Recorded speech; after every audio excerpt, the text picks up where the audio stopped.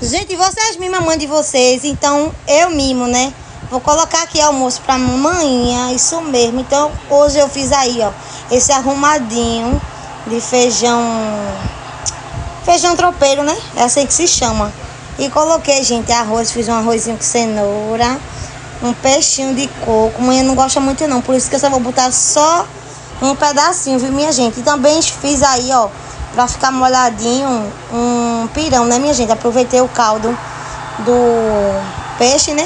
E fiz aí esse pirãozinho, coloquei um purezinho, agora um suquinho, tá vendo, minha gente? Que delícia.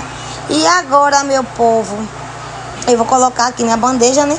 E vou entregar ela, viu? Ela tá por ali, pelo quintal, que ela tá atrelando, que eu tô escutando, viu, meus amores?